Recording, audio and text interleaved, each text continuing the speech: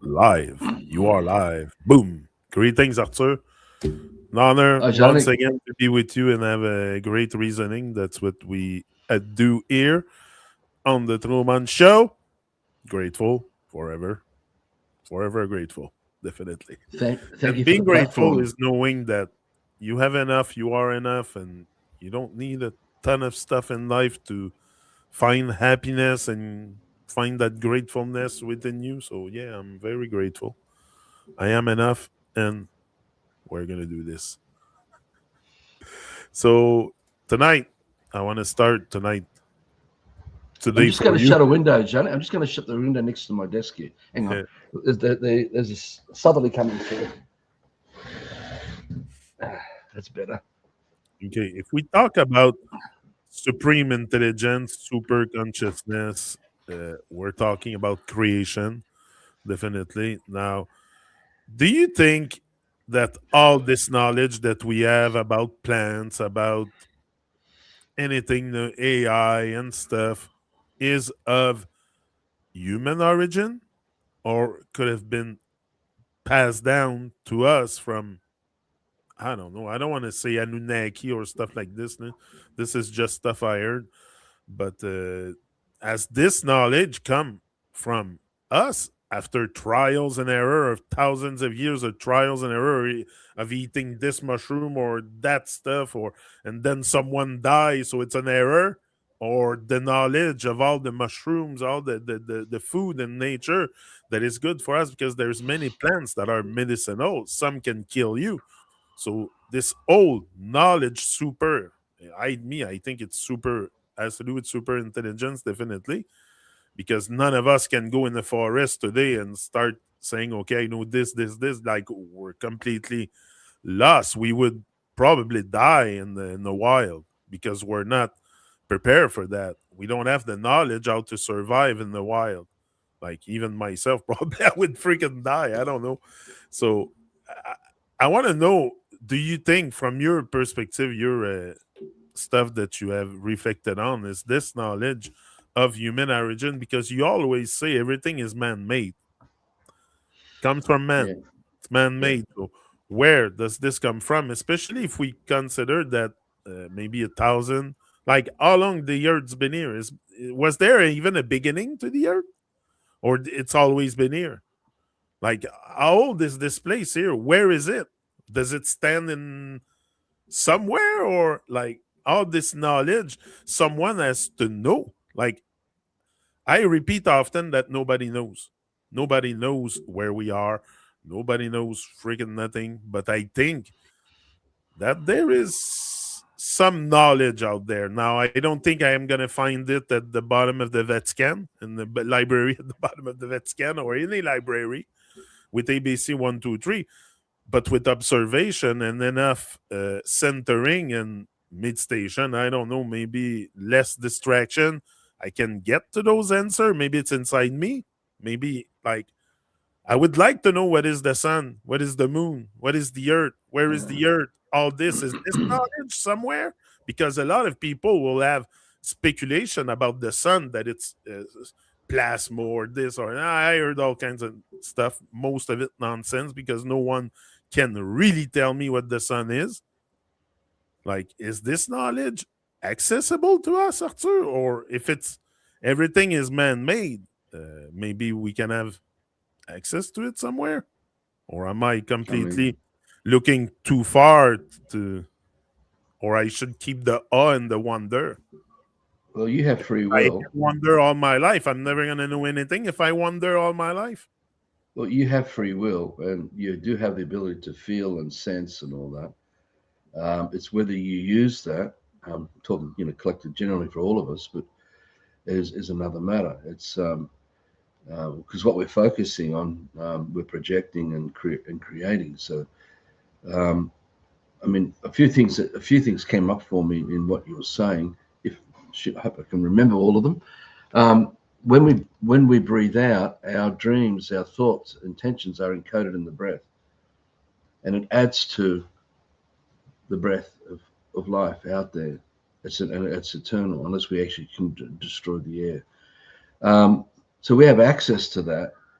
um, and it's part of how nature works, because through the air, through the what we breathe and breathe out, is where the senses operate, because senses are not defined. You can't pinpoint senses. Senses is just all of life itself communing with all of life. And so we have access to that. It's whether we can sense it, feel it, and respond with that intelligence, or whether we default by proxy to the scripts in our head, where you have been discussing, people talking to you and telling you. So what is the sun? What is this and what is that? Well, you that's the whole journey of the Love for Life discussions, and Arthur and Fiona Christian with you since we met and doing these podcasts, and everything else I've been doing almost for 20 years, because this is that's the core dilemma, is that confusion. Um, I, I I share views, but I can say that I've had a lot of experiences with this. I mean, one that really that only recently sort of blew me away.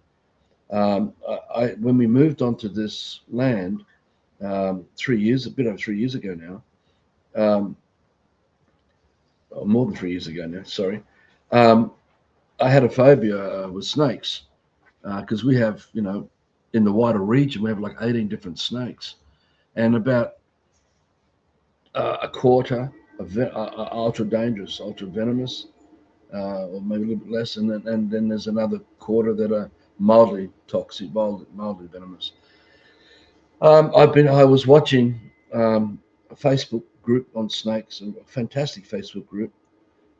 So I learned to find peace, and then I started to experience a few red-bellied black snakes here in our garden, amongst a python, a juvenile python had turned up. And anyway, the point I'm getting at is that I had these visions of snakes 2 times. It's happened to me twice. These awaking visions, um, both of them to do with red belly black snakes.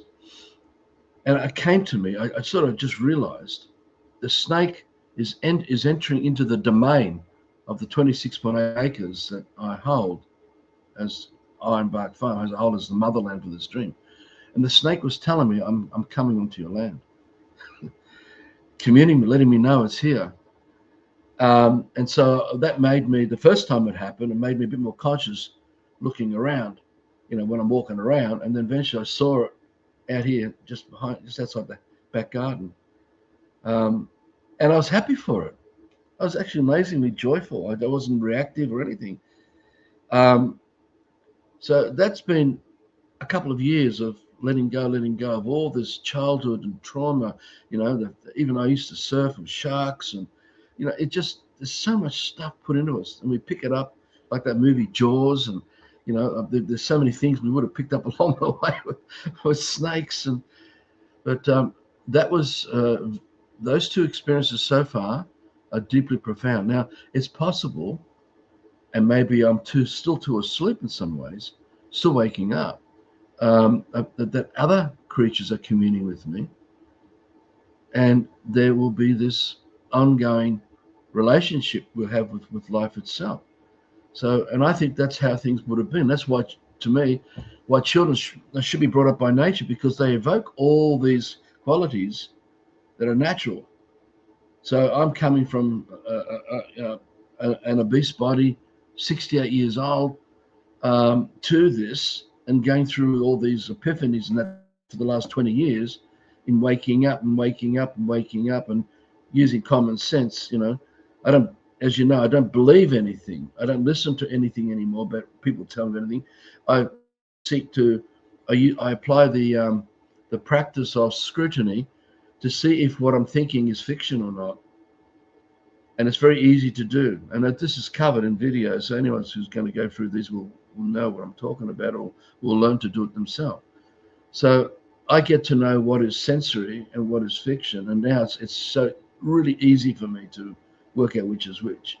So when you mentioned before about, did the plants come from some other world or whatever you said, and and what is the sun and all these things? Well, you're in that AI pyramid, we talked about in the other video last week, and you've got all these scripts coming up all the time, triggered by images and symbols and sounds. And so we are vulnerable to these, they are attacks. We are vulnerable to these attacks because they are not our dreams. It's not our real life. It's not who we really are. And they form a confusion, or we can form an alignment with them. And from that comes righteousness and arrogance and indifference and all the other egocentric qualities, because we formed a sense of belonging, and we believe that that is the truth, that definition is the truth, and that definition is the truth, and this whole language we're talking is the truth. And so we deceive who we really are. We lose our way. We become seriously blinded by this shadow world, this fiction, because you can't directly experience a life form because someone explained it to you, or you're recalling an explanation from way back that you're now experiencing again. Like the daffodil is yellow, and I'm looking at the life form, my head will be spinning with so much chit chat of alphabets and scripts that I can't sense that life form, and that shuts me down from that connection. So from that perspective, until one can get past all the belief systems, all the occults, all the mysticism, because all that is a distraction too, because they are not your dreams. You never created any of it. And your place in all of it doesn't have nothing. It's got nothing. So, and that's soullessness, by the way, because the intellect and the busyness of the intellect, which is coming from all that storage of people telling us how to think and feel and act, and being lost in that, it means that we're not actually developing a living soul, because we're not creating our unique dreams. Now, it's in that creating unique dreams by that direct sensory experience with nature that we get to experience the sun, that we get to experience everything, and it communes with us directly instead of someone else explaining it. So in another way of looking at it, in doing all the Life Insight work since started all this in 2005, I've had a plethora of people who have become brilliant at mimicking everything that I'm explaining. And they're in the imagining of the consciousness and freedom and the insights and that, but they actually didn't realize they're supposed to not be doing that. Instead, they're supposed to unravel, not listen to all the stuff in their head, and start sensing it. Because that's where they create the real man, where the real man comes. The real living good heart consciousness comes forward.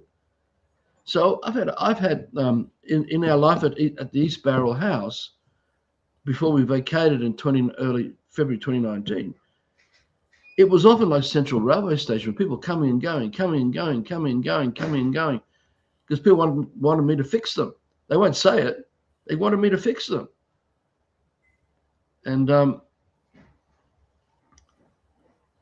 so I knew that would become cultish if I turned that into a following. So basically, anyone who comes to follow me, I'll burn them off, because I'm not a cult. I'm not a cult leader. I'm not interested in anyone following me, nor us follow anyone else. It's about taking full responsibility for the dream of life and being a custodian, steward, caretaker, because we can't own it. So when you talk about, did plants come from another world? Well, do you own that? Because that's what a belief system is. You're actually owning it. And if you believe that, you're shutting down. You're going to, it's like what I say, that you can't own your last breath, drink, or meal. If you don't let go, you're going to die. If you hold on, you're going to die. Yeah. It'll be all over. I'll commit suicide. So we're actually committing the word spiritual suicide. Yeah. By getting aligned to the fictions and listen to all these scripts, which are just other people in our heads telling us how to think and feel. And all that chit-chat is all this stuff. As mentioned in other videos, who we really are is not in here. Only the fiction of what we've created through the self, out of that memory bank that we're relying on to communicate in the matrix, to talk and do all the things we do, is there. But that's not who we are. None of it is who we are. I had that 2 weeks sleep in 2012. I don't know where I was. I mean, I've mentioned this before. And when Fiona helped the body come back, now I did not have any stroke or any. There was no. Wasn't caused by sickness. It was just went to sleep. And I won't go through all the fine details of what happened around my body that I kind of sort of remember. But when I came to, I had to relearn to walk because I had no balance anymore. And when I started learning to walk and I was starting to go down the end of the cul-de-sac in Roycroft Street, there's this development of a new botanical gardens in East Barrel. And I noticed that my senses were so heightened that I could read the fine print on the truck a kilometre away. And I'm going, whoa, whoa, that's too much. And then I saw a couple walking along Old South Road, at least a kilometre away, and I could zoom in and listen to the conversation. And I'm going, whoa, whoa, whoa, whoa. And then as I was coming back from the walk, I noticed a couple of people I was talking to, I could see inside their bodies. And I'm going, whoa. I said, this is too much. This is too much. I don't want this responsibility. This is just too much. Because I was thinking if people knew that this was happening for me, I'd have a lineup of people from Bowell Railway Station to the house 5 kilometres away, and all of them will be there, not to see me, because they all want to be fixed. See, so what I'm trying to say is that in that 2 week sleep, and I came out of it, and the effects of that as I was returning, there was nothing in here. It was dead silent. There was no chit chat, nothing. And since that, I can do this regularly. I can just switch off. And this is empty. And what's left is the sensory experience around me. So that's why I've been able to expand the insights. So anyone who listens to the insights that this man is sharing, it's to challenge them to use scrutiny and contemplate and work it out for themselves. And if they think I'm lying, well, prove it to me. And this is always open. Anyone can prove anything. Prove logically to me that I'm lying about it or I got it wrong, whatever, about the insights that I share. So, which no one can. All I get is accusations of a cult, accusations of this and that. In fact, this current off-grid group that I'm involved in at the moment, I've been posting about the Kingdom Dream things we're doing. There's a whole interesting range of views and opinions and reactive feelings that I'm going to copy into a PDF file. I've already been doing it, and I'll post it, the whole thing, because it's just staggers me that how some people think that we're a cult or this or that, and because again, it's no different to you being told that plant comes from another world, because all they had done is they're in the scripts in here, recalling whatever imprints that they took on in the past about something cultish, so that when they come across something that's outside their box of because everything they think is in here, it's got to be controlled in here, which is the worst thing we can do, is to do that. So I comprehend the emotional reactions because they're all fantasies, illusions, and delusions. It's all of that, what we call the ego. The other thing to point out about this is that the reason it's E-go and E-motion, because the letter E is ecclesiastical. Now, every letter of the English language has a meaning they don't teach us at school. There's been a few letters that I talk about that I was exposed to back in 2005. I have oaths that I promise not to go into all of them because people try to use them or blow their feet off in the court system and that, and I'm not one to be responsible for all that, so I don't talk about it. And the guy who told me it all, who's now passed away, and I don't even use it most of the time either. I try. I'm just aware that if something happens, I can apply it as what they call a script analysis, and I can look at things and see if there's another Orwellian doublespeak, triplespeak going on within the English language, because those who are initiated into this crap, that's what they do. Yeah. But to rewind, the reason I'm sort of going into this sort of stuff is to point out that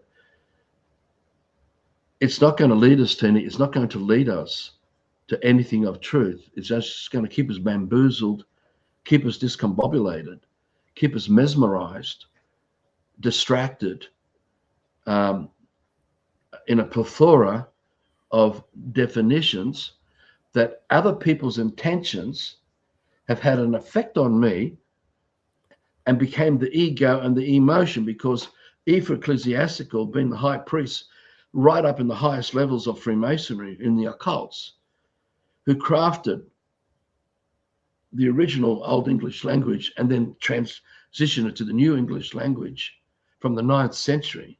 And they called it the New World Language.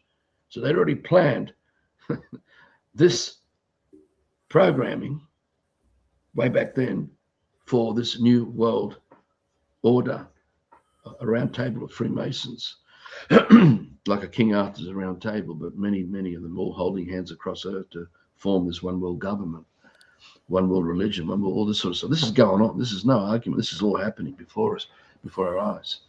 So what you're saying, Arthur, is unless we totally unplug, okay, and when I say unplug, it's distraction, From here, TV, everything that puts stuff into our heads, though, we will probably never be able to sense this life for what it is.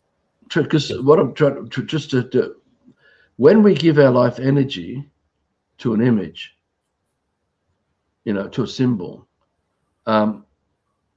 because we believe and have faith in it and have opinions about it, when we recall that image or script, because that's what letters are, alphabet letters are, they're triggers. Yeah. And then when you form them into words, they formulate you're evoking, we're recalling, basically we're recalling. Look, let me explain this recalling so that we get back to this. And this has been covered in videos, years and years ago that are on the YouTube channel.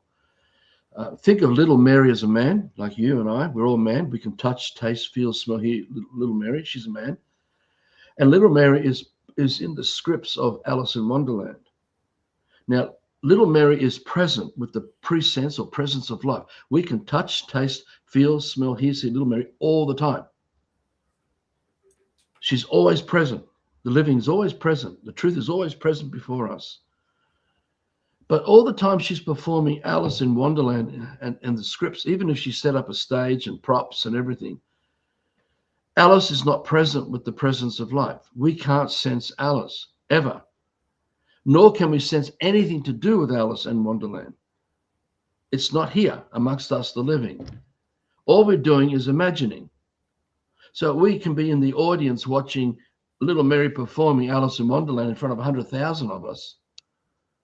And we all, at the end of the show, could all stand up and applaud and go, bravo, a fantastic show. But that is not proof of fact that at any time that Alice in Wonderland existed, ever. The only thing that ever existed was Mary and the props of nature and whatever was used or were distorted into becoming props from trees and living things, So that's when I'm talking about these triggers and going back. There's so many things we're recalling that are not present before us. Like we talked before about the snake and phobias and things. They're not present before me. The fears of snakes. And all these things have come from the intentions of others who have wanted me to be in that experience that they had created for me, thinking they're doing the right thing by thinking they're going to protect me by playing out all that emotional drama about a snake or a shark. Well, this goes into relationships now. We can go into every facet of doubt, fear, uncertainty, distrust, complacency, apathy, denial, arrogance, ignorance, power and control trips, everything to do with the ego is this E-go. We formed, basically we were compelled, we acquiesced to that intention from someone else who's now in our head, and we're now carrying it out. We're in action. And that's why they're in our heads. And the whole of the system through all Hollywood, television, social media, news media, internet, iPads, everything is to be in our heads so that we can be reacting because we are representing the fiction that isn't present before us.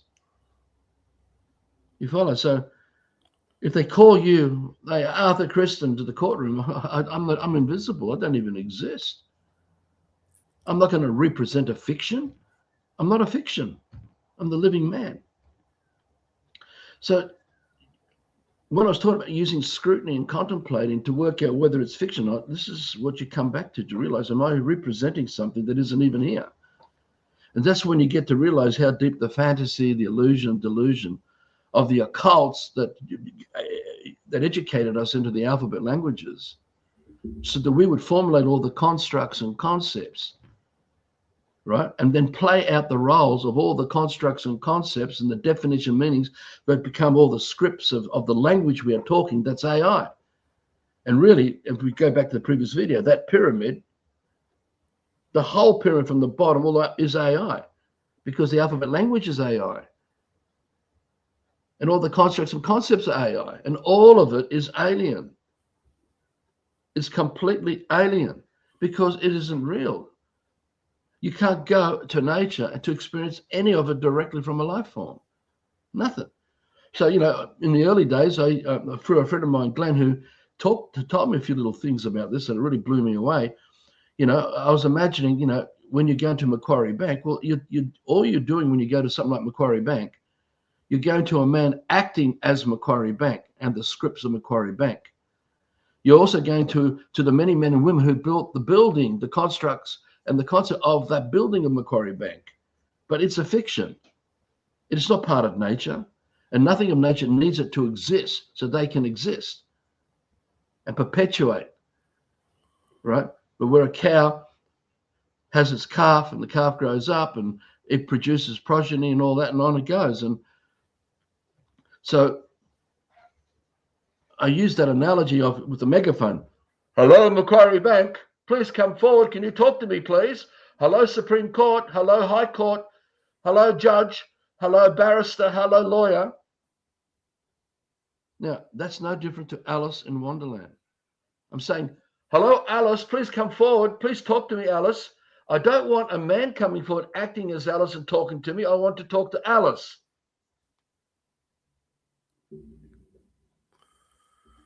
Right. So when someone tells you that plant has come from another world, well, hello, plant, please come forward. Can I talk to you, please? I don't want another man in my head representing the fiction of that plant or the sun. So we're all, as in Francis Bacon, the 33rd degree Freemason, who was William Shakespeare. He said that all the world's a stage, and we're all just actors on the stage, sort of thing, right? It's telling you the truth, blatantly telling you the truth, because the whole of the system, every facet of system life, is the representing of the scripts that forms the props and the stage and the rules and the regulations, the rituals, the procedures, and all of it is the intentions of others inside our head, fought with pressure. Because remember, we come from ancestral tribes and villages who were invaded, decimated, and all that trauma is all accumulated across the generations. And that same tyrannical imperial forces are still in power today through the bloodlines and through the Freemasonic, high-level Freemasonic orders, societies, is that, where the secrets of all these things are kept, and because they're the ones behind the power of government and law and literature and every facet of system life. They're the ones in power, and they're in your head right now, because behind the alphabet language we talk is them. And we've learned to acquiesce and comply and project, set into motion those intentions, which are emotions, E-motions, E-go. If I have a child and I keep putting my intentions into a child, I can cause my child to set into motion all the images and scripts that I put in my child's head through the language of this fiction and watch my child perform it. For example, I could sit my child on my lap, read the scripts of Superman while the child's watching the pictures as I'm talking to my child, I'm sitting in my lap. And through inculcation, repetition, I can have my child reach such a point of that fervor, of that ego, emotion, that the child will go and take furniture from the living room, move it all around, go and grab the costume, wear Superman, and then start playing out the props of the scripts of Superman that the child had been exposed to through my reading of Superman to my child. How many children do this? Oh, we're in adult fairy tales because we practice them as children in children fairy tales. That's the way it works. Yeah. So and they also give you the symbol, like Alice through the looking glass. You're looking through the scripts. You're in the storyland. That's what Hollywood's all about. This is what the whole system, and none of it's happening. It's not present before us. None of it.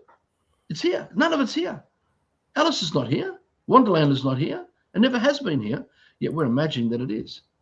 So the fear of snakes and the fear of sharks, and the fear of the tax department, and the fear of making money, the fear of doing whatever we do, having to buy land title, and all the stuff we do in commerce. None of it's here. It ain't real. But everyone's compelled. And they're complying because they're acquiescing. Because of that threat and intimidation and incarceration and in the older days, murder. You didn't stick, because remember when the Romans and all the Greeks and all the old days, it was all overt slavery. They would invade. And if they win that battle, they're in charge.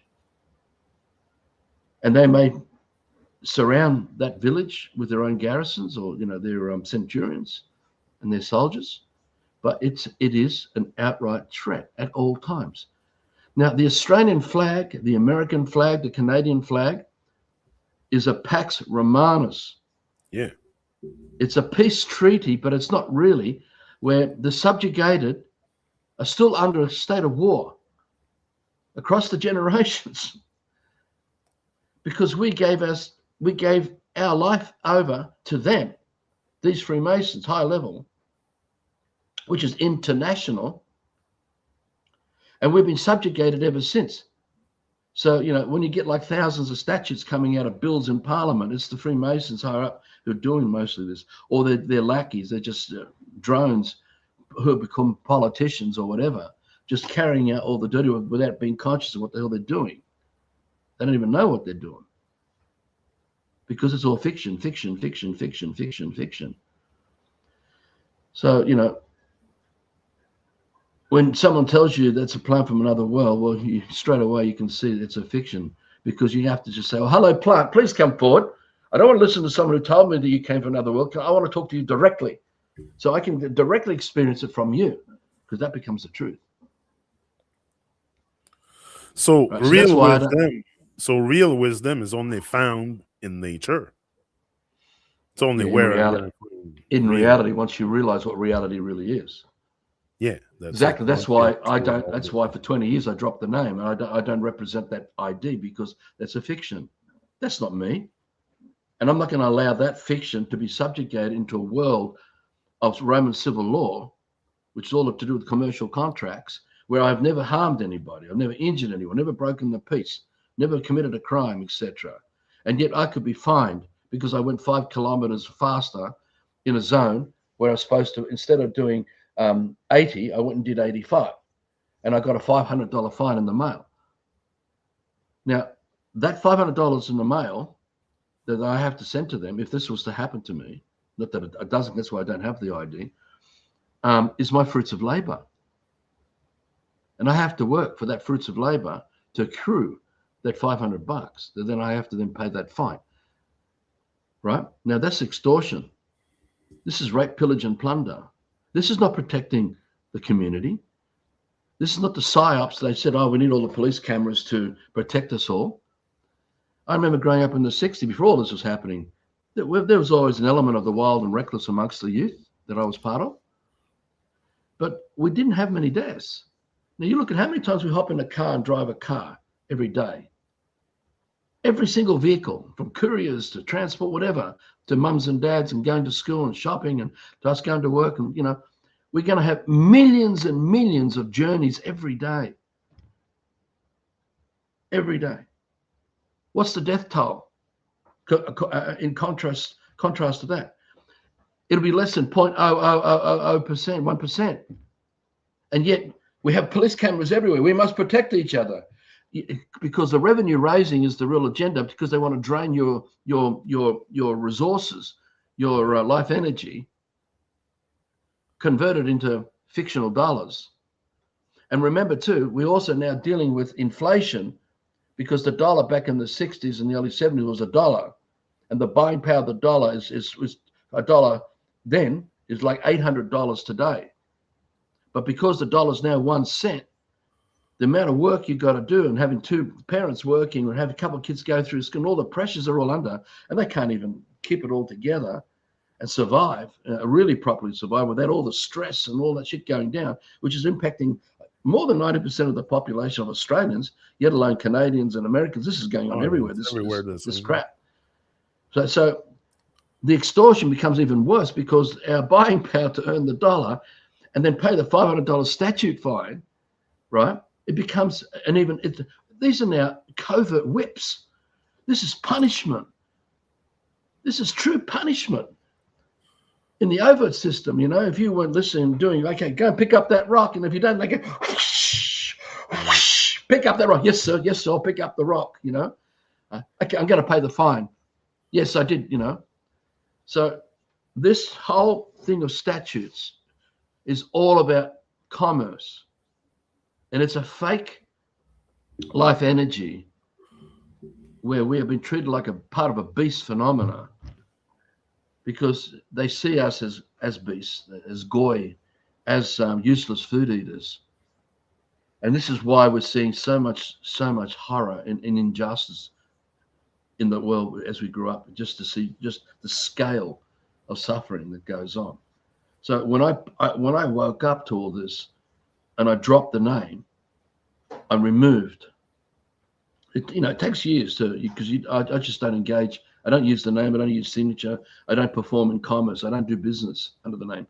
I used to have it go into Facebook or YouTube, but I'm not doing business. I don't collect revenue from everything I do. I do everything for free and put it out there like the sun's shining, but I don't ask anything back. If someone wants to gift, they can gift if they wish, but it's up to them. I don't ask for it in that way. So I am free from all of that now, completely free. I'm not a fiction in their law. So local council does not work with me on this land that I stand on. State government, all its agencies, doesn't work with me with this land that I stand on because I'm the highest power here now. I'm a living man. I'm not a fiction.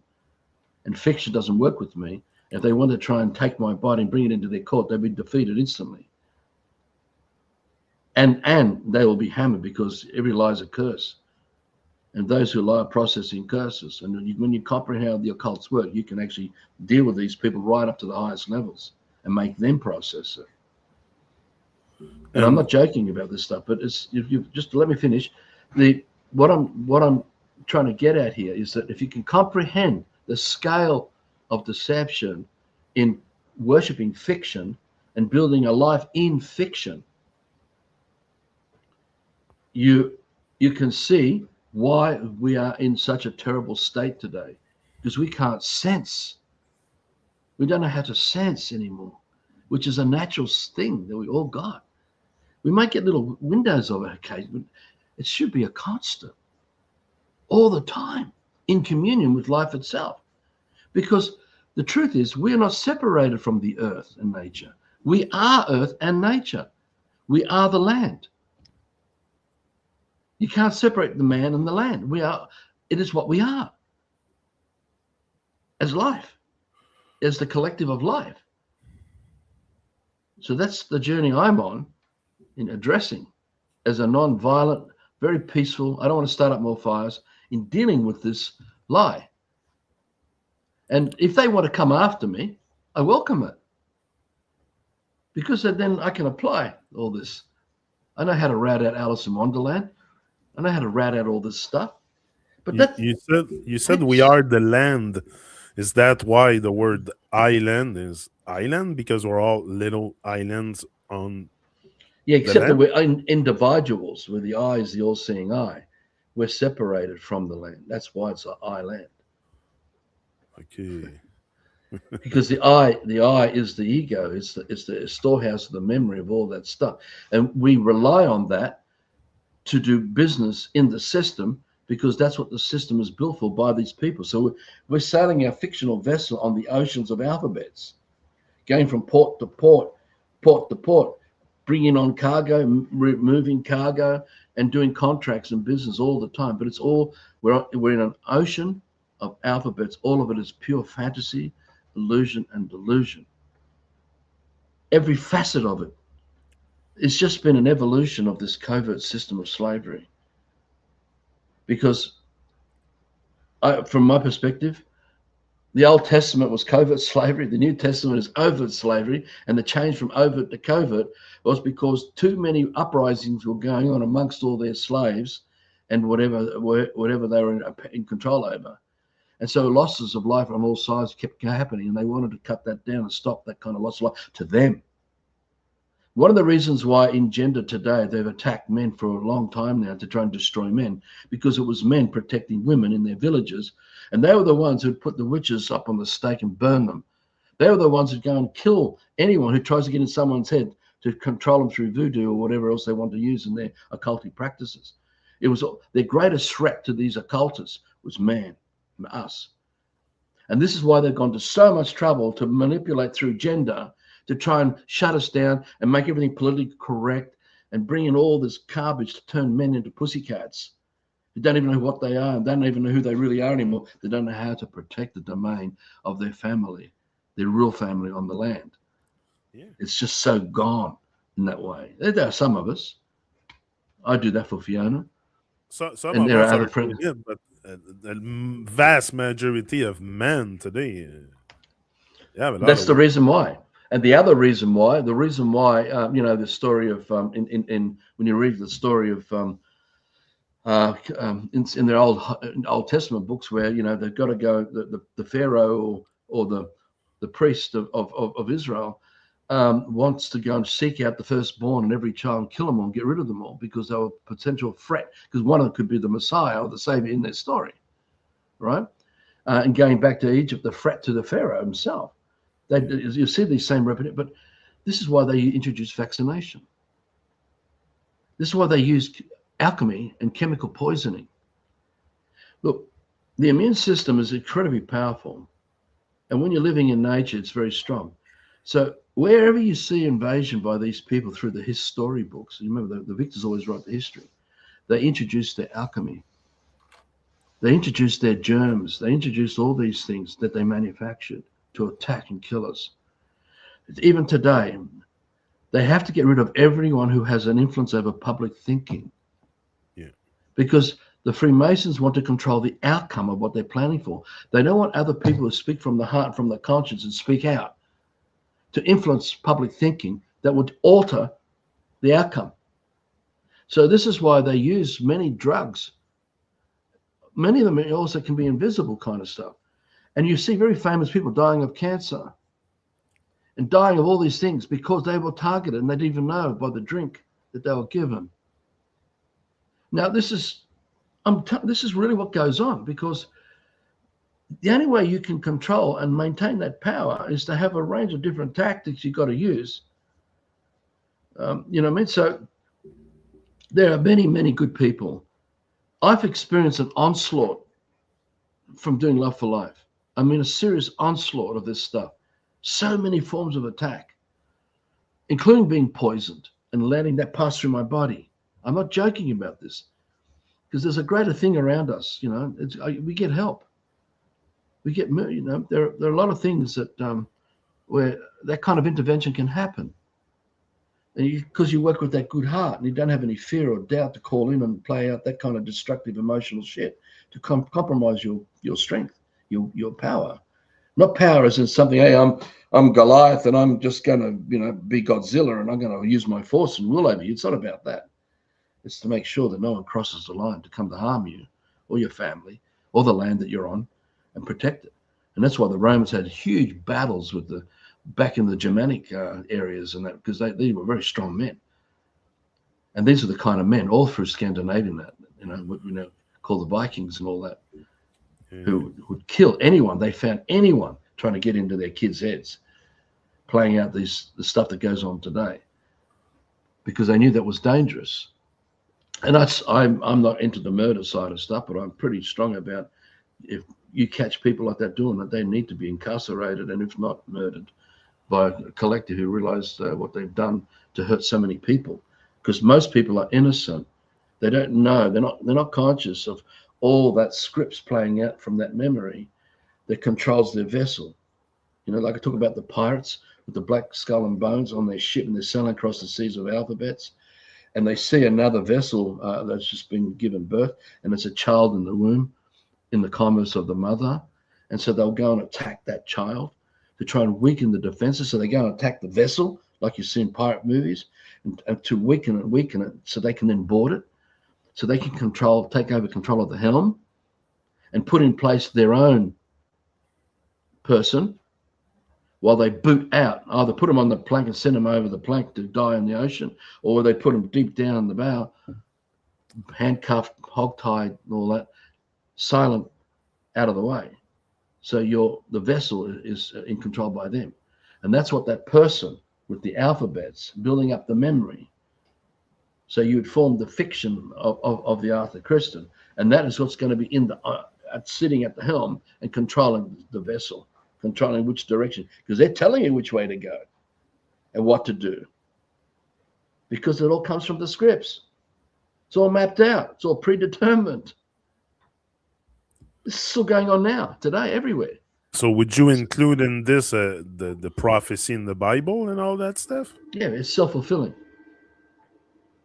If I can get you to dream what I want you to dream. Now remember, thoughts, feelings, and dreams are all one and the same. There is no separation. Dreams are feelings, and we've been trained to have intellectual property associated with it. But the real thoughts, pre all this brainwashing, are feelings. And the whole of life is a consciousness that is a substance. You can touch that substance. It's not a hologram. It lives. It's alive. You can touch, taste, feel, smell, hear, see the substance of life. And it's always present to us. Always present. Just because the brain's been bamboozled and we're imagining fantasy, superimposing fantasy over everything, like the potato sack you're putting over the life form, because we're thinking daffodil and yellow and all the scripts and science and in our head is recalling.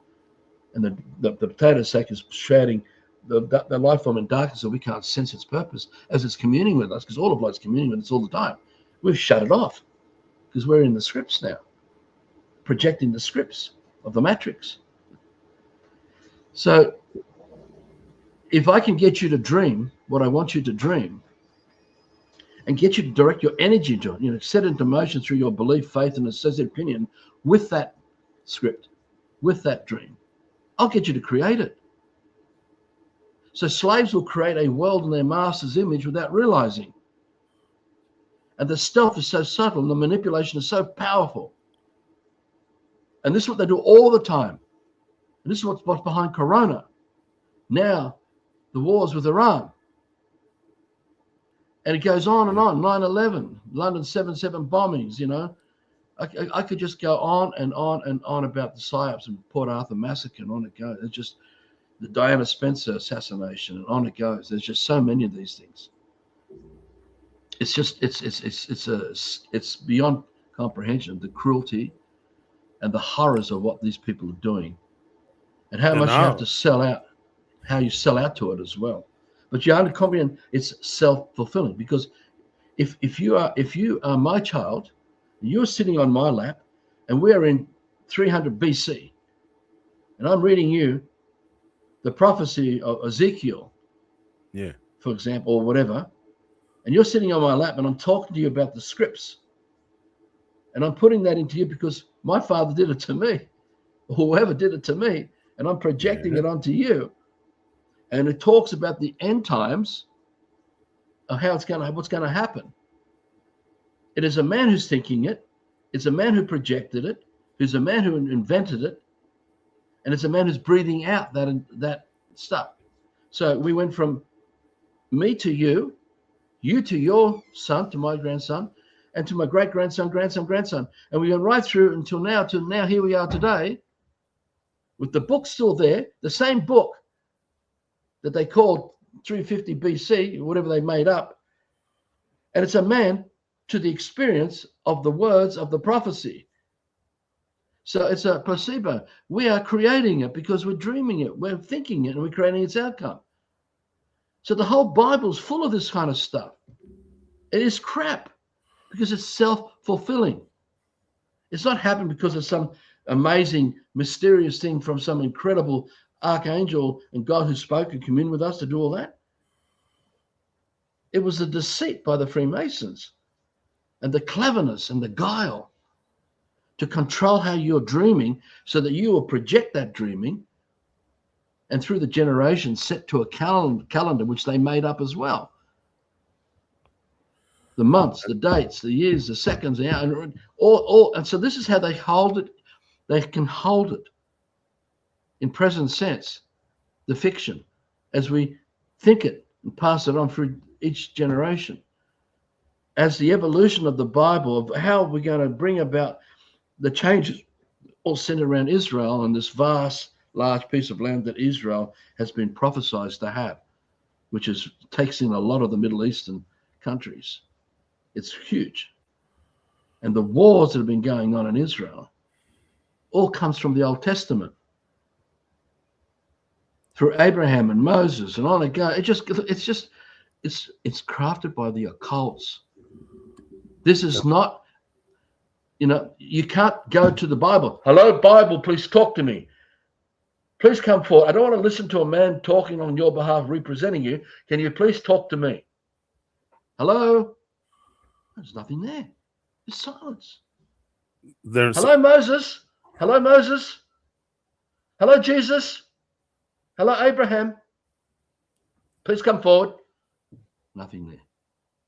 So we can set into motion the placebo effect. Now, another thing to explain before I let you go what you wanted to ask me or talk about, it's the same thing with the images of Jesus and the modalities and the scripts surrounding Jesus.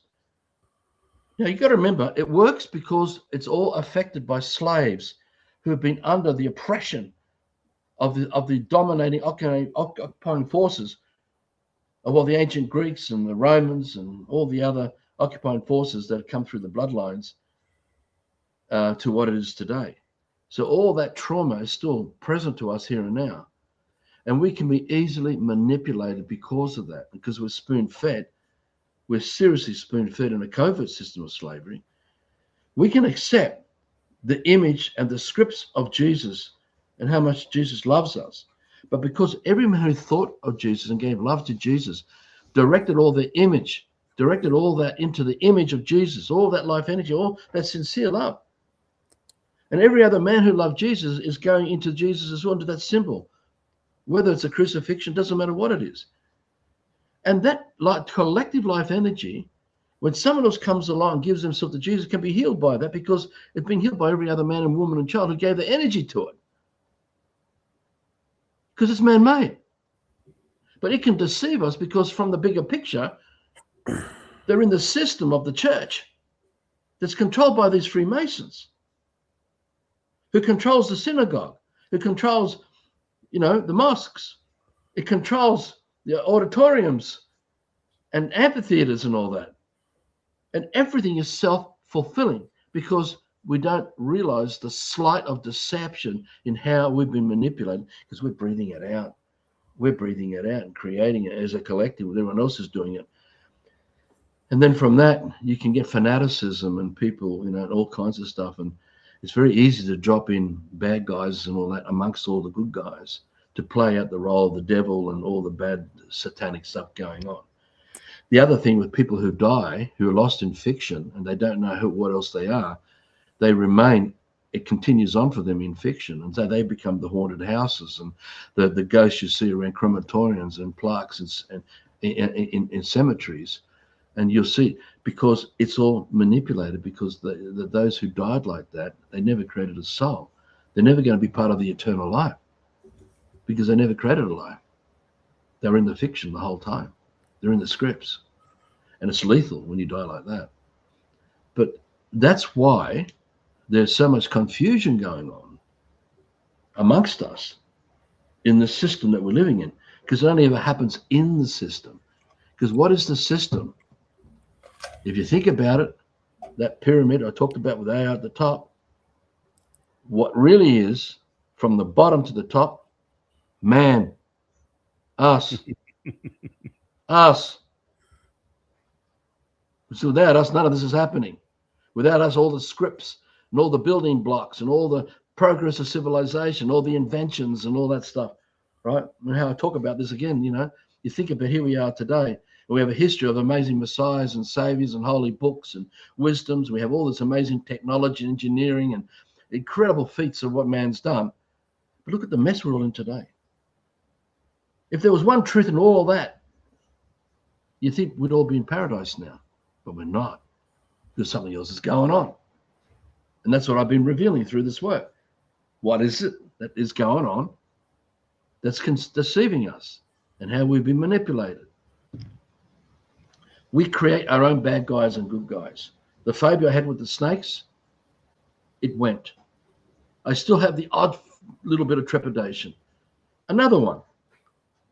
When I unplugged from the system in 2005 and started the Love for Life work, the feeling of Sunday coming up to lead to Monday, I used to get that dread because of my business life for 20 years when I ran business and had a lot of staff and did all that stuff and making big money, all that kind of stuff, or good money. That feeling of, Monday. Now, gradually across the years, I started forgetting Monday to Friday and Saturday. I sometimes ask, what day are we in? And what I noticed, that dread also disappeared too. I never had that come up for me anymore about Sunday to Monday. It's the same thing that's happened with the snakes. I no longer have, well, most of it affecting me about snakes. I mean, there's still the thing about... Just keep going, Arthur. I'll be back. That's all right. That's all right. So it's the same with the brown snakes. I'll be back. So it's the same thing that will happen with all the scripts that we have given so much energy to and blown them up into a physical material form. So we call banks and governments and religions and holy houses and all that. They're just the same as the Alice in Wonderland and the props, and we're all on stage performing the scripts. Because behind it all, it's just a man who created the scripts, who influenced another man who added to the scripts and garnished it, and it just went from there and there and there. And that's all it is. That's the system. There's a man, one man, who started it, who they call the grand architect, or they refer to him as Satan or Lucifer or Baal or Ahriman, the devil. There are many names to this guy. He was a man. He created the covert system of slavery. And it's in that, that the whole New Age movement has been manipulated by them. I mean, the evidence of that, it was the Roman Catholic Church and the Jesuits who created the Quran. Now, since we're in around that topic, it's something I heard often is the 200 fallen angels. Like, is that 200 fallen angels on earth that would have fall down, I don't know, from above or something, from the stars? I don't know. Fallen angels. What is that? 200 fallen angels. I don't know. All I know is that all the stars I'm looking at are my ancestors, your ancestors. It's a living creation. It's not galaxies and planets and all that.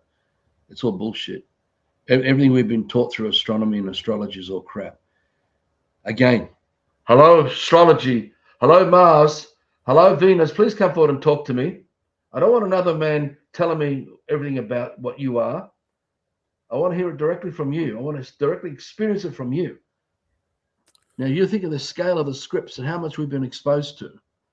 Now, this is no different to a little child with a fascination with a magnifying glass who goes through school and starts learning to work with telescopes and microscopes and then ends up in university and comes out with a degree, and all those years of accumulation of inculcation, plus what's been garnished by everyone else who got caught up in it. And now he's a scientist looking through telescopes and microscopes, and everything he is looking at of life itself is not coming from what he's picking up, what he's hearing and thinking. It's not coming from what he's looking at. It's coming from his story, her story. It's not coming from anything. And it's a complete disconnect. But they really believe it to be true. And that's why when we're so disconnected like that, we can carve a mountain open. We can do the most incredible atrocities to life forms. Now, we're all complicit. We're all hypocrites. I'm wearing headphones. That's all come from life forms and mice and mouse pads and this drink bottle.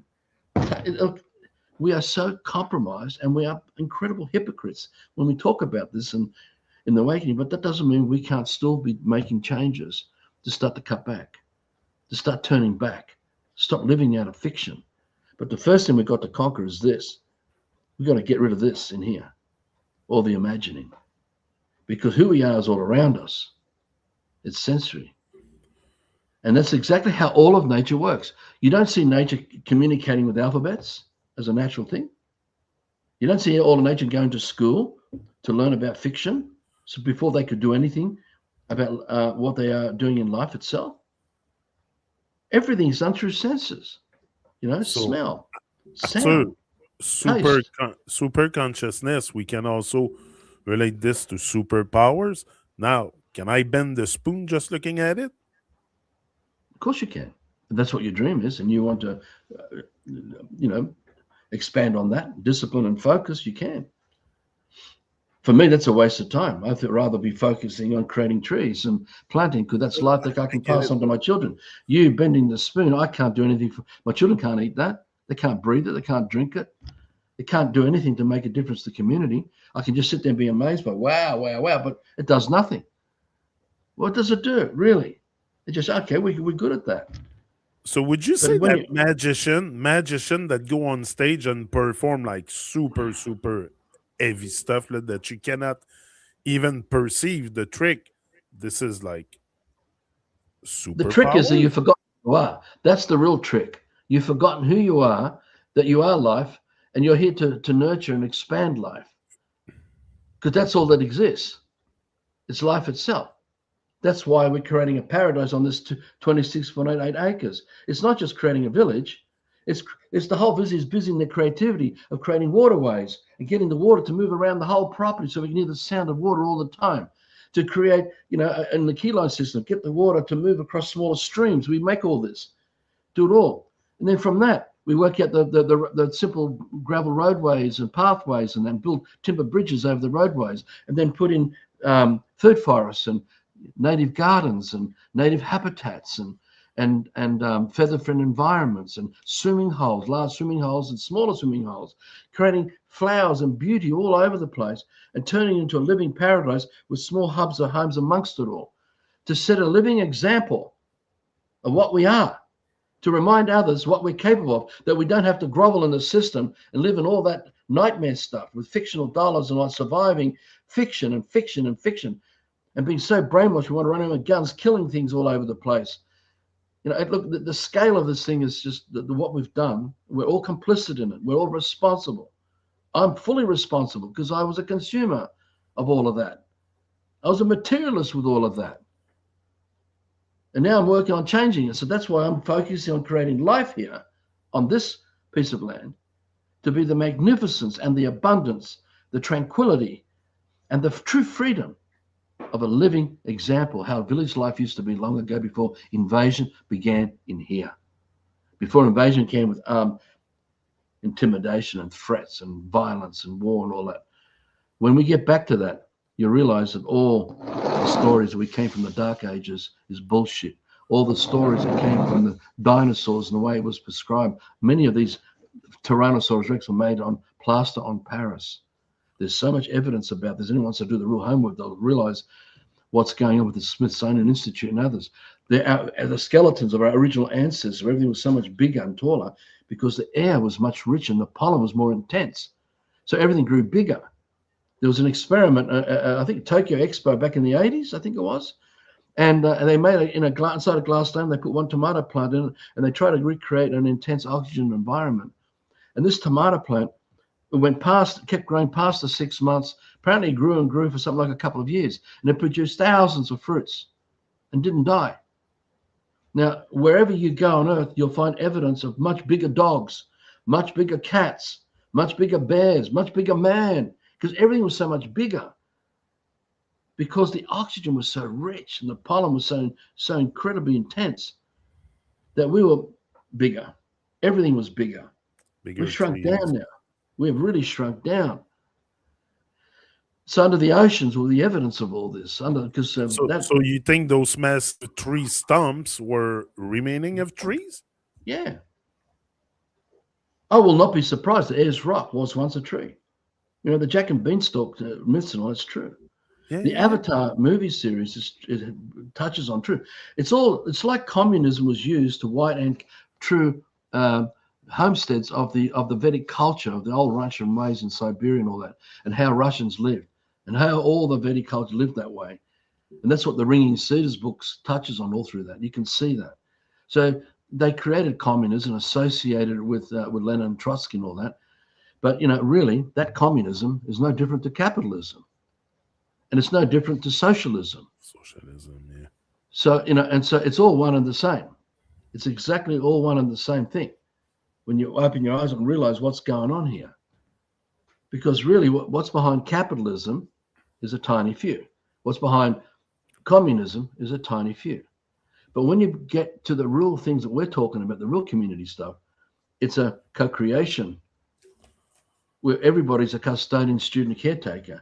There will be wisdom keepers amongst it, but they're not leaders. They're just responsible to make sure that the tribe is intact and nothing outside's coming to mess with it. Probably all that evolved into this because of the original psychic attacks from long and long ago in the early times of invasion, right? Because if So you can conquer how someone's head, how should the world be governed, Arthur? local, but not governed. You need to Not be living governed. locally amongst a village or a tribe of locals where everyone knows each other, because that's where we all came from. All the invasions was to the villages and tribes long ago. We are all the descendants of our ancestors who lived in tribes and villages and nomadic villages, of nomadic So tribes. do you agree also that me in Canada here, I shouldn't be aware of everything that's going on in Australia, really, and New It's Zealand not your and dream. It's not Japan your and dream. this and that? Because All the time, normally, all the time, all the time you're caught up in the theatrics of Hollywood and yeah. television and media and wars. It's not your dream. All the time it's happening. You're not creating your local life because that local, everyone knows each other. Pedophiles won't thrive amongst that. All the harm doing will stop. All the sickness and disease will go away gradually because no one's going to play it out with each other. If anyone got caught doing it, they'd be killed. The tribe will kill them off. Yeah, yeah, yeah. Or they'll come up with some incredible type of incarceration to deal with such a harm doer like that, which is going to have to happen to these occultists because we have to get rid of them, all of them, because they're just the most terrible pariah. And they honestly think that they've got impunity. That's why I do what I do, the work that I do, because we've got to stop this madness. So the remedy is local, because that is where you create your dreams and where you build the life of that. Now, whether you decide you want to go on journey and meet another tribe and all that, there's nothing wrong about that, because you might meet another partner, because you may not want to marry within the village, to keep the blood as pure as possible. So that could have happened, or definitely happened, but it's local. Where I've mentioned in other videos about these people come, these imperial invaders come to these lands, they set up a colony with their convicts and all that. I'm not saying Captain Cook and Captain Phillips and stuff, because it's pretty obvious now. It goes back to the 9th century, what was really going on here from Europe. But the long story of this is that it's very easy to create a colony amongst immigrants and migrants that we call convicts, and others who came on ships, and amongst the sailors who also became part of that colony. And that becomes, in the analogy of this, like a local council, like a local group. And then they have another one over there and another one over there. So then they could go, we've got to organize all these different groups that are unfolding, because, we had a colony growing in Sydney, another one in Parramatta, another one further out in Goulburn, another one over here and that. So let's create a state government now to stop all the problems that are happening at the local level amongst all the local colonies. So that became another, in the pyramid, another plank Yeah. of this. And then as the states were developing, and we had federation, all that here in Australia, and then in fact, you really could go back before all this federation really unfolded. But then you have, okay, we're having problems amongst the states. We better create a national power structure to control all the problems of the states, or can control all the problems at the local level. So now we got the Commonwealth of Australia, a government, federal government, with the power over all the state governments, who have their various freedoms to deal with all the local. And then they brought in local council to deal with what was local, even though they're not constitutional. That there's a lot of this about this sort of stuff. So that is another kind of trick in how they played it out. So we have to undo the pyramid.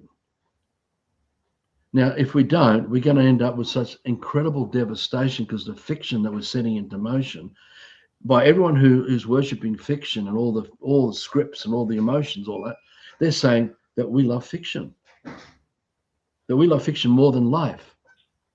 So they're creating a world of fiction because they don't want to be part of life. They're saying we don't want to be part of life anymore, that dream of life. So this is why we end up with an apocalypse of earth-wide proportions, because man is saying we don't want to be part of life. And all the fictions they built, in the old days, you can see the remains of them. And then you go through the forest, and the forest has grown over and covered up all the old temples and pyramids and outhouses and all the things they did. But there's no different to what's happening today with skyscrapers and cities and all the things we're doing with AI. We're reaching the point where everyone will just die and they won't even know that they're gone. But there will be an extinction. Now, I call this the red fever. That's just me. I called it the red fever, and it's a fever that'll come so fast, less than 24 hours, to wipe people out. Because while amongst us, amongst man, who love the dream of life, who love life, and the ancestors who shine down, who love the dream of life, the dream of life of earth and all that will be protected by that love, by that commitment, which means that it's like having a fever. If you introduce corruption into your body, distortion to your body, and you still want to live, and your body's saying, well, which way do you want to go? Do you want to live, or do you want to start getting rid of all this stuff you keep putting through your mouth and what you're breathing in, all this toxicity and all that? And you say, well, I want to live. You may not talk like this, but you'll be thinking, I still want to have life. I want to live. So your body will create, because you created it, a fever. And you're going to have diarrhea. Yeah. Right? That's lava, volcanic eruption. You're going to have sweating and all that, and vomiting. There's tsunamis and rain coming down. Huge, Noah floods. And then you've got all the volcanic stuff, all the everything rising up and going down. We have a fever, so our body can release out as much as possible of that crap to restore some life back in our body. If we're eating life and drinking life and thinking life and dreaming life, we'll begin to change it. So the extremes of the fiction that people worship and fight for and live for, because they just believe that's who they are, is coming to this penultimate moment, an instance of absolute separation of the ways, because life will carry on forevermore as eternal, while fiction will have nothing, because there was always nothing from the beginning and when it was first thought of. There's nothing there of life. And that's why you see the remains of the other civilizations were all fiction, with all their politics and government and everything you think. That's why they are there, sitting there empty, ghostly. So we're going to see this before our eyes, and we will know, those amongst all of us, whoever, will know where to be, where to live, where it's going to be safe. Instinctively, they will know to avoid it. Just to We're living in we're gonna that end times prophesied from long ago. yeah, we're gonna have to finish this one soon. But just to finish, I would like to hear you on something. If God is love, if love is the ultimate feeling we can have and we can share here, is that super consciousness found with love, in love, rising in love, focusing on love, on sharing love, on The being the lovey, on the being love kind? the love you're talking about, the love you are talking about is the creativity, Yeah, the where me, we're I'm working talking with love for nurturing. higher and divine.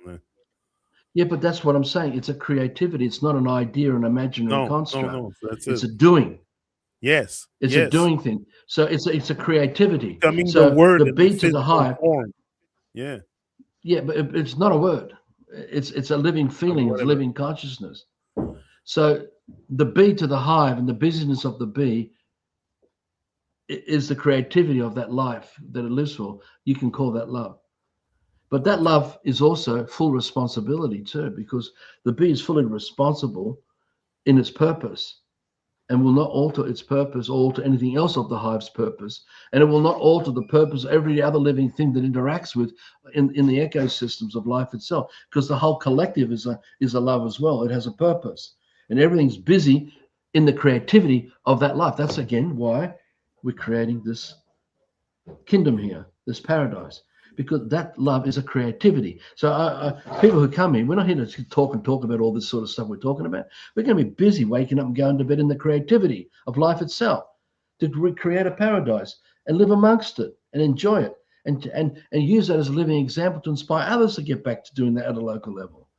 And Yeah. if we get enough of us doing this, then there's a good opportunity there where we could turn the tide on a lot of the force of this earthwide calamity that's coming down on us, because we're so damn close to the whole thing happening now. Yeah. So, that love, look, as kids being brought up in the system, we're listening to our parents talking about love. That isn't love. We're reading books and stories about love, whether they're novels or, whatever. There are so many different explanations about love that we are exposed to, or joy or happiness, or we've been taught through the words about what joy is or what happiness is and what freedom is. It is not joy or happiness or freedom or conscience or anything, because it's all imaginary. It's fiction. That's not love. Yeah. That's not life. So when you're in the creativity of the real one, you're going to drop the fiction, which means eventually you're going to drop the internet. You're going to drop the clock. You're going to start dropping all these things and being busy waking up, going to bed in life itself at the local level where you live, because that's where you build up the power of that eternal life amongst the tribe, and where you start to fix all the problems that have been going on, because we don't live local. We're international, but nearly everything going on out there is not our dream. It's not our Okay. life. Yet you've been hoodwinked into thinking that it's part of it. And we get sitting there going to rallies and fights and wars all the time. You've forgotten who you really are. You've Yeah. forgotten about local. You've forgotten about the forest and the nature and what it provides and the food, and you're a spoon-fed slave, and you have to go to the shops and you have to pay for the water. You have to pay for everything because they got you in fiction to such an extreme that you're just total economic slave with a currency that's not even worth hardly anything anymore. This is how extreme it's become. So all these distractions to what you started on from the beginning is useless. The only thing that matters that you pass on as a legacy and inheritance is the land and the paradise of the land and the heart and everything you expanded with the trees and the birds and everything to rebuild that a magnificent food forest and the gardens and all these things that we can create. Because that is the inheritance of eternal life that's passed on. And children, our grandchildren, can come and commune with us and talk with us, because that's what the stars are. All the stars are our ancestors.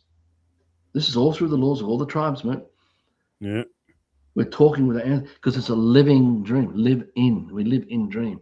It's an eternal life of that living dream. We're living. We have to live the creativity.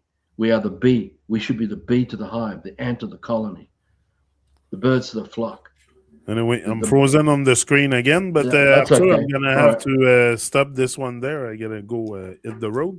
But that was a pleasure and honor. Honestly, you have answered a lot of my interrogation. I still have more, but I mean, it's not the end of my interrogation. But for today, you really have gave us a lot, and I'm very grateful for it. Maybe one day the switch will click and you'll get on and start living. Yeah, but that's it. That's the thing is you have to drop everything, like you say, the clock, the You can do internet, it drop it gradually. all, You can do it and go to gradually, though. nature. Yeah, You can do it gradually, Johnny. yeah. bit by bit, start dropping, and do with others, and dropping, working together, so everyone carries the weight of that responsibility of life. Maybe it comes with gaining a little bit more maturity too. You become more mature. Well, it's the wisdom, isn't it? It's that wisdom. When you get strong with that wisdom, it's going to compel you to want to do something about it, instead of being compelled by the emotions, where we play out the ego and we want to run. I'm not having a go at you, but we all do this. We want to play our podcasts and we want to play out all the. They're all fictions. You can't pass that on as an inheritance to the living, because there's nothing there. You can't eat it, drink it, breathe it, smell it. And all the time we spend on fiction, we're creating no life. And if we spend a whole life creating no life because we're caught up in fiction, there's no life to move on with. You never created a soul, the living dream, the real soul. So that's spiritual suicide. So that's why we've got to stop it. But we just got to just do what we do until we get to the point where we were unwilling. Just to finish for me, we have to get to that point where we're unwilling anymore, and we have the discipline and the focus not to play out all the emotional, fictional stuff. No, we stop playing out the ego and the I and the me and the mine. We stop playing out what's in it for me, what's mine. I'm going to do this a little bit, but I don't want to do that. And look, there's so many different emotional rackets that we run that keep us as individual. They keep us in fiction. So all our energy goes to fiction and doesn't go to the village and doesn't go to our families and our children, where the real power is. And when you're depleted like a bucket with many holes in it, and we're trying to put the life force energy into it, it's just going back out of the holes, dissipating to nothing, because that's what fiction is. There's no life there. Yeah. And the outcome is no life. So if you want to live the real dream, you've got to start living, walk the talk, start being it. I talk about it as a price I pay and have suffered for that, and it's just my choice to share these wisdoms, to try and inspire other brothers and sisters to get out of there. It's like I'm standing on a bridge with a river flowing underneath me, and the river is everyone trapped in the system where I was in that way. And I'm standing there looking down going, get out of there, get out of there, get out of there, get out of there, and trying to show them what's happened, because they're just flowing in the fiction of no life. They don't see it. And they're suffering and all the harm. This is the covert system of slavery. That's what I'm doing. But, at some point I'm going to stop that too. We've got to get on with this and be busy with this. So the fear porn is so strong in people. They're paranoid. A lot of people have been told, pork is that we're a cult and that I'm a cult leader. Anyone who watches these videos, we're not anything to do with any of this stuff. We really are a threat to the hierarchy of these people who are lost themselves, who are totally confused. We're not the enemy. They need to return to local as well and get away from all this nonsense, because they'll have no life. Another thing, one more thing to finish it. Sorry. These occultists have been sold porkies about dreams that when you get initiated through the higher levels, above show pony levels of Rotary clubs and Lion Club, when you get to the higher levels, there you're promised a domain, a dimension, a kingdom. While the dirty work you do in this life, they don't call it dirty work, they just say it's your holy work. And all the souls who died into that dream will become your people that you'll rule over in the afterlife, in your domain. And so many of these high-level Freemasons live for this, and they'll do whatever atrocities needs to be done and lie to whatever scale they want to lie, because they believe in their afterlife they're going to have this reward for an eternal life with us. It's all absolute bullshit. They've all been done over with, no different to the rest of us. And the truth is this, is that there is in fiction, there's no life for them. So when they are forgotten about, when the memories of their institutions and lodges and fraternities and societies and cabal, all that's gone, and there's no pictures, no plaques, because that's what a fever does when it wipes it out. It decimates all of life in that way, in where they are. They all go too. And all their dreams and all that because they're pariah, they're parasites living off the living, to think that they can do this sort of stuff in the afterlife, because there is no afterlife. There is no afterlife. Yeah, that's a great topic too. Eternal life in the here and now, in the present sense. Yeah. Because everything else is afterlife has come from the scripts. It's the Alice in Wonderland stuff again. Hello, afterlife. Please talk to me. Please come forward. In that way, the fiction. Hello, God. Please come forward. and yet we can manifest the imagery of God, but it's not God. It comes and goes very quickly, but it's not an eternal life where the tree is here and the bird is here, the living creation is a constant. Because that's the true temple of the real creator that we are, and we're amongst it. Nature itself is our true temple. Yeah, But we're supposed to be undefined. When it was not supposed to be brought up by fiction exactly. and do what we do to nature, destroying it for the fiction we worship that makes us forget the purpose of every living thing around us. Because we're brutes, we're Godzilla. We're Godzilla just smashing through, and every Bambi we see just slap that back, just wipe out everybody. All right. All right, we're out, and that's it. If you want to come back, you're welcome. More than We'll have a chat about it. yeah. We'll have a chat about it. Maybe we'll look at what. Let me end the stream, and we can talk after. Hold on, I'll be. Bye, everyone.